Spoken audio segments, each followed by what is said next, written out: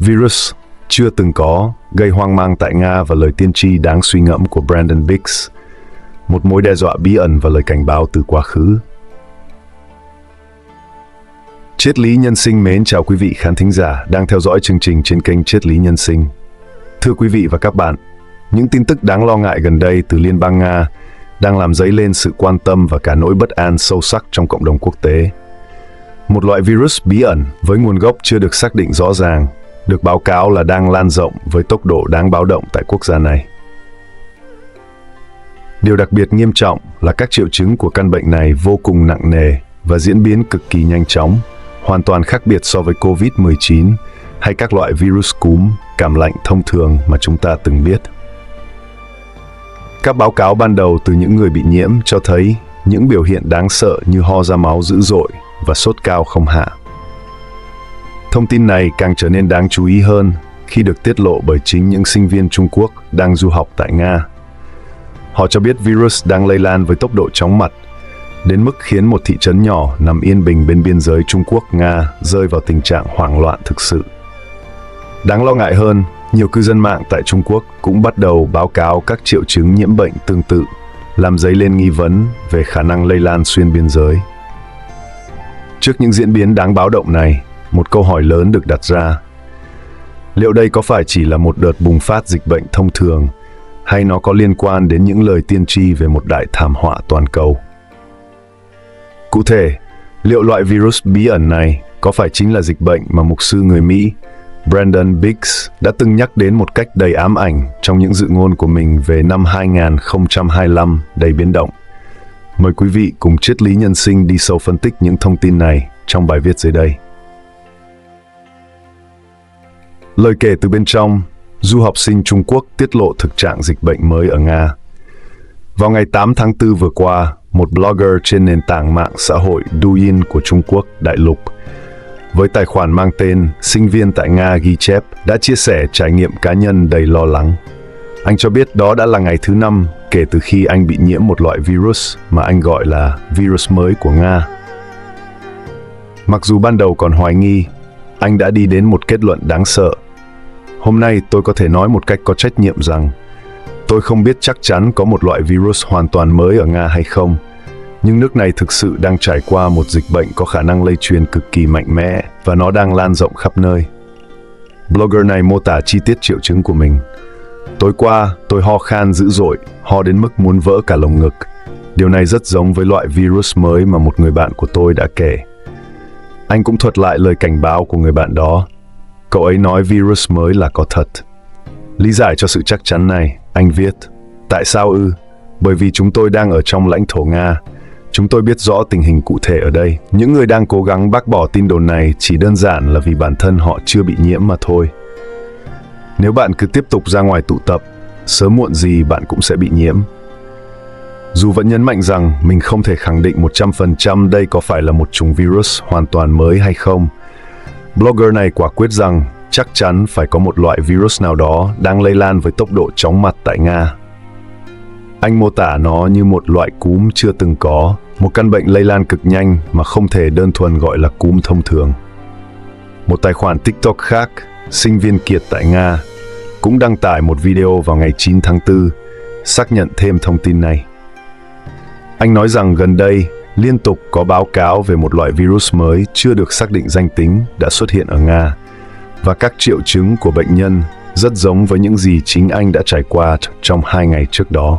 Bên dưới các bài đăng này, nhiều người dùng Internet khác có địa chỉ IP hiển thị tại Nga cũng để lại những bình luận đầy hoang mang. Tôi đã bị nhiễm bệnh khoảng 7 đến 10 ngày rồi, vừa mới bình phục một chút. Tôi sợ quá, chỉ muốn về nhà ngay lập tức. Triệu chứng kinh hoàng và sự im lặng đáng ngờ. Mức độ nghiêm trọng của tình hình càng được tô đậm qua một video đăng tải gần đây bởi tài khoản TikTok NutWhoTalk. Video này thông báo rằng một loại virus ho ra máu bất ngờ xuất hiện ở Nga và ẩn sau sự im lặng của giới chức trách có thể là một cuộc khủng hoảng toàn cầu đang âm ỉ hình thành.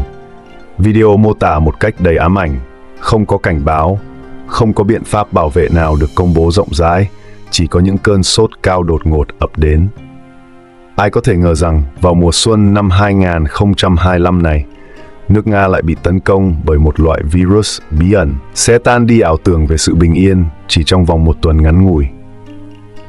Những cơn ho thông thường ban đầu nhanh chóng biến thành ho ra máu, tình trạng suy nhược nhanh chóng chuyển thành sốt cao co giật và những người bị nhiễm bệnh gục ngã hàng loạt, như thể sự sống đã bị rút cạn khỏi cơ thể họ.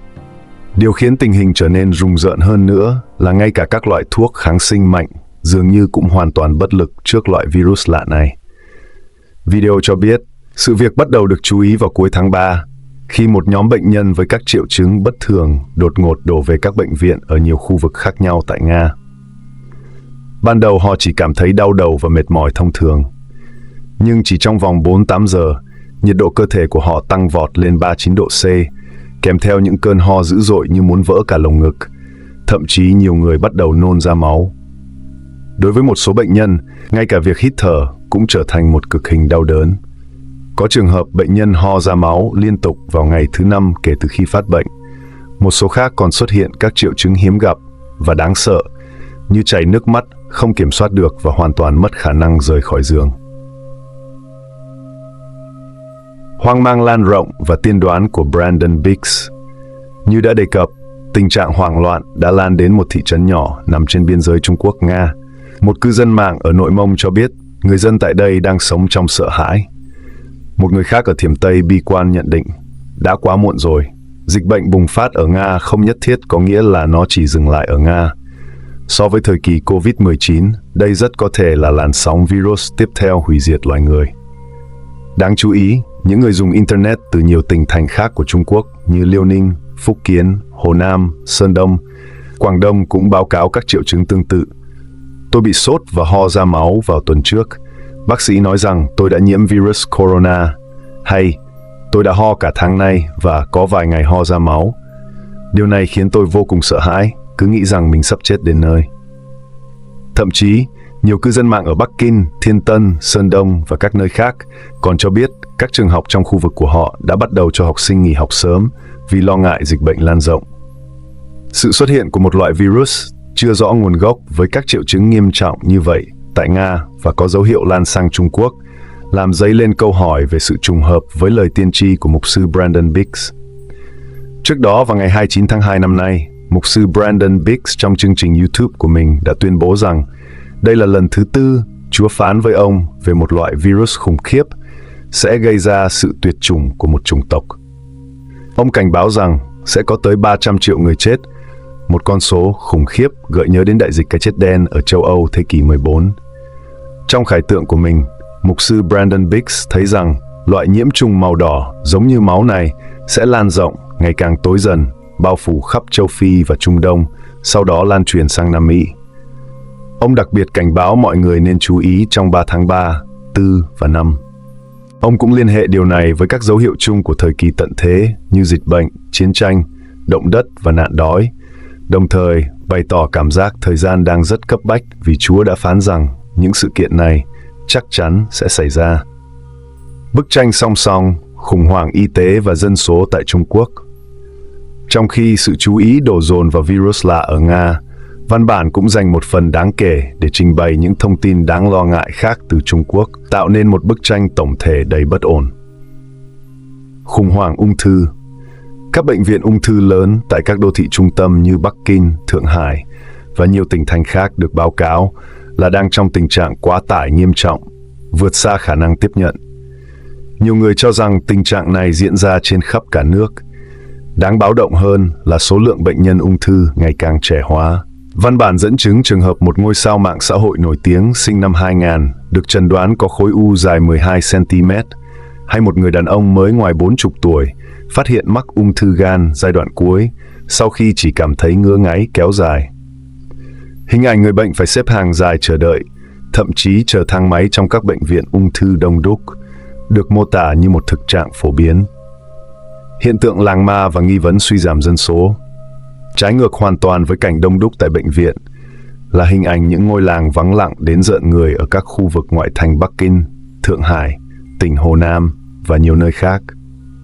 Nhiều blogger đã đăng tải video cho thấy vô số ngôi làng hoàn toàn không có người ở.